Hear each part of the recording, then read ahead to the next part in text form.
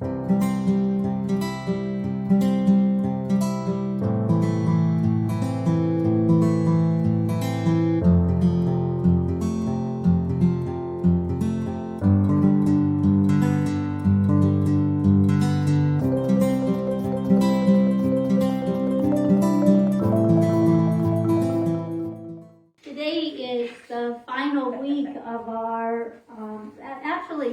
the day before Halloween.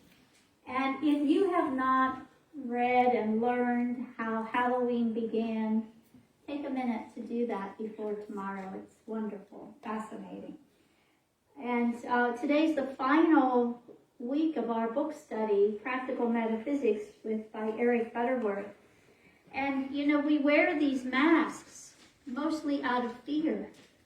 We wear these masks because we're afraid of what other people might think if they see who we really are. But after this book study, we don't have to be afraid of that anymore. So we can take those masks off. We can take them all off. And we can let ourselves shine through. Because, as John says, you shall know the truth, and the truth will set you free. So hopefully those truths that we've learned these last 7 weeks are setting us free. So kids, you know how you get put on the spot and have quizzes in school? Guess what? This is a quiz for the adults, okay? So you've been paying attention, you've been here. What are the truths that you learned? Go all the way back to that very first chapter. Was it the allness of God? That there isn't a place that we can be, that God is not present and breathing us. So then the second chapter, and it was, okay, I'll give you a cue. It was the eachness of us within that allness. That allness is always wanting to express as us. And to be us in this world, in this human world. Then we moved on to our thoughts and the power of our thoughts. I'm giving them lots of cues. And we listened to our thoughts and remembered the power that our thoughts have in creating our lives. We say it every single Sunday. Our lives are a result of our thinking. And then we went on to what? Come on, adults. What we say. Our words, our spoken words. Yes, the power of our words and how they can give life or take life away. How they can support and honor even ourselves and others. And then we moved into our faith and how we stand in that faith. Even in those times that it seems impossible, even in those moments that are most challenging for us, we can stand in that faith knowing that allness of the universe is always here, supporting our highest good without exception, even when it looks messy. Even when we can't make sense out of it, that allness of the universe, that God is supporting and honoring us. Then we moved into love. The power of love. More than just that feeling of love, that constant power of the unconditional love that the universe, God, the divine, shares with us, that brings all of our good to us. So when you have those days that show those serendipitous moments where everything is going just swimmingly, you can call that the power of love. And even on those days that feel like they're inside out and upside down, when we sit, we can see and feel that power of love. Maybe not bringing what we wanted into our life, but bringing what we needed into our life, which is more powerful. And then we moved to last week where Penny was so gracious enough to share the power of prayer. Thank you. like you. So you were listening. Yeah. And that power of prayer that sustains us. And we remember that before unity was anything, unity was prayer. Myrtle and Charles Fillmore began with praying with friends. And at a designated time across the country, people would pause on a specific night at a specific time and pray. They didn't have cell phones and Zoom and all of the niceties of electronics that we have now, but they paused and they prayed and they invoked that power of prayer to move their lives along, to be responsible for their words and thoughts, and to remember that they are the eachness within that allness. So today we come to demonstration. Who's around in the 60s and 70s? Yes, it's not that kind of demonstration. This is a demonstration of all of these truths that we've gathered, all of these unity principles that we say we believe, all the spiritual laws that we live by. That's what we're demonstrating. And we will always experience whatever it is we hold in our thoughts, whatever our beliefs about ourselves and about our world are, our consciousness, how we view others, and those feelings that move in us. Peyton, you did such a lovely job in meditation. I could feel that presence move in me. Could you feel that? Yes. Yes. And so that is what we demonstrate from. Our awareness of ourselves and how we move in the world as that presence being breathed into life, being pressed into existence as us. So wherever we are, it's because of our consciousness. So if you don't like where you are today, just remember what you thought about in the days past and shift it ever so gently with no guilt or shame or remorse. Just shift. And know that as you shift your thinking into those divine truths of the allness of God, of the eachness of us in that allness, of the power of prayer and love and faith, that we shift and we change and we stay in that which is the divine truth. So how is it that we change? First, we can start by accepting responsibility for our lives and accepting accountability for our thoughts. We have the power to choose. We were granted that with free will. So anytime a thought that's judgmental, choose to let it go. It's just that, it really is that simple. But it's not always easy because that little gnawing judgment in us, that egoic part of us that has to be right and others wrong, wants to be present. But we can overcome that. We can let those thoughts go. And we can take responsibility for those patterns in our life. If you see yourself in that same relationship over and over and over again, and only the face changes, be it a boss or a neighbor, we can shift our consciousness and remembering our principles that God is absolutely good and present in everything. So those things have come to you not by accident. We get to choose what we do with them.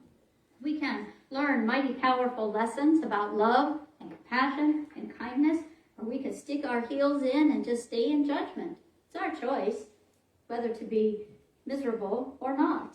And we get to do that. And we can look at others with those same eyes that God looks at us. We can remember that even that person that pushes every last button we have and really mashes it in there, they are divine. God sees them exactly the way God sees us. So we can, wipe our glasses, take another view, and look at the divinity in the others. So it's all up to us. And not to conform to the world. You know, if you're overwhelmed by the news bites, turn the news off. Guess what? The world is going to turn, with or without us, honed in on every newscast. A couple of years ago, I had the joy of a month sabbatical, and I spent a month at 2 different monasteries in silence. For an entire month, I had no idea what was happening in the world. I had no news, no telephone. Guess what? Everything happened just the same without me. All the same. So, as living this spiritual life, I know that my job is to pray for my world. To pray for the people who are suffering in the world, to pray for the leaders of the world, to pray for Mother Earth and Father Sky. And so I pray. I don't have to know every little nuance of the political scene. Oh, it's exhausting. Yes, and we can live in peace and harmony and joy with ourselves and with each other. Just pray for the world. Be transformed by the renewal of our mind, moving from those old belief patterns to new belief patterns, the truth that we've learned in these 7 weeks together. And it begins with becoming aware. You know, we move through our days and our weeks at breakneck speed, going to our jobs, going to school, going to sports after, spending time with friends. We can stop for just a moment in the day and notice where our physical body is. Where's the anxiety and tension? And then we can do meditations like Peyton led us in earlier to notice and to breathe. We're shallow breathers in this country. We can learn to breathe deeply. And then going really deep into our consciousness. And you remember very early on, Eric Butterworth talked about that circumference living, just living on the periphery of life. You know, that part where we don't have to think too much or we don't have to go too deep, this out here. And that you can live all your life that way, but go deep into your life. Go deep into your heart and find out what's there. Massage and nurture and transform what needs to be transformed. And when we invite that subconscious, we can look at what's drawing us forward to connect with the divine of the world and what's pushing us back. What are we resisting? What parts of life for ourselves are we not willing to go into? And you know, you don't have to do it alone. Do it with someone you trust. Do it with a companion to look at those places deep within. I can promise you that there's nothing in there to hurt you. I can promise you that there is stuff in there that is wanting to be let go. There is stuff in there that will make you stronger. There is stuff in there that'll enrich your life and expand your consciousness and bring you to a deeper, richer, higher understanding of who you really are. You're beloved of God. You are beloved of the most heavenly high. Then there's this thing called the devil. And when you look at the meaning of the why we wear masks for Halloween, you'll learn more about this. And in Unity, we don't talk much about the devil. You know, that's kind of a more traditional topic. But when we do talk about it, it's important for us to understand that the devil is the consciousness that keeps us separate from one another, separate from ourselves, separate from that truth of who we are, separate from the good that we say that we believe. That's the consciousness of the devil. Want to know a secret? Yeah. Can you keep a secret? This is a secret that you're not going to keep, though. This is a secret of remembering that Christ in you is your hope of glory.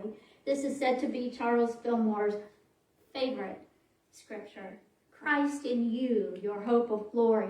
And we remember that Jesus was born, the babe in Bethlehem.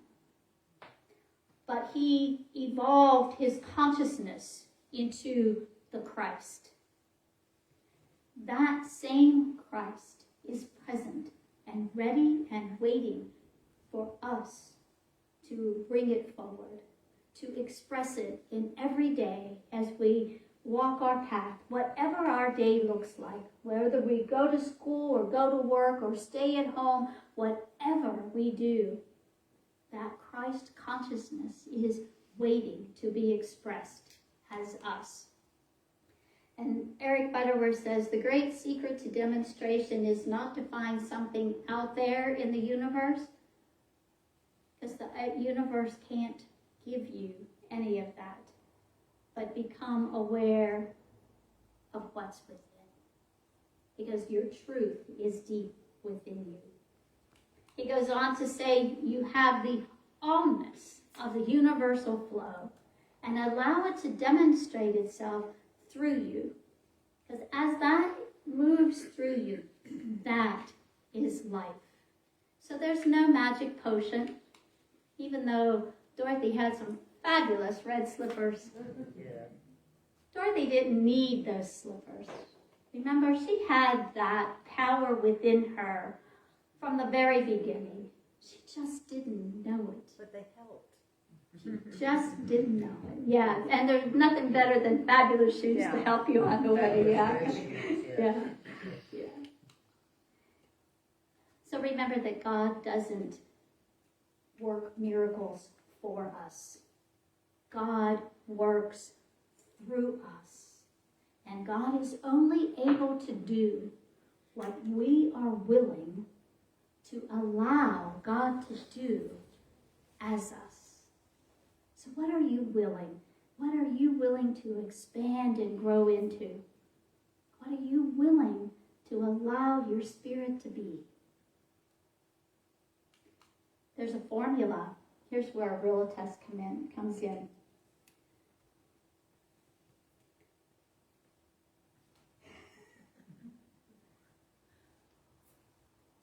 Who remembers the formula? C plus B equals A. If you can conceive it, and if you can believe it, you can achieve it. Can you repeat that? C plus B equals A. If you can conceive it, if you can believe it, you can achieve it. It's Eric Butterworth's formula, and it seems so simple. But we have to allow that spirit, that divine, to be present and express. We have to pause to listen and to hear so that we can conceive those ideas. And we stand in our faith, remembering all that we are. If it didn't come to us as an idea, it wasn't ours. So those ideas that come, they come because we have everything in us to be able to accomplish it. So once we conceive that idea, stand knowing that you have the wisdom, the imagination, the strength, the faith to believe in it, and then to achieve it. It's all already in you. So we remember God is the allness in which we have our eachness. So let's share those words together. God is the allness in which we have our eachness. Oh my gosh. You're going to have to be more enthusiastic for me to believe that. That just not in a believing way. So as you really believe it and know it in every cell of your body. God is the allness in which we exist as ageless. Better, thank you. And now our children are going to lead us in another song, Down to the River.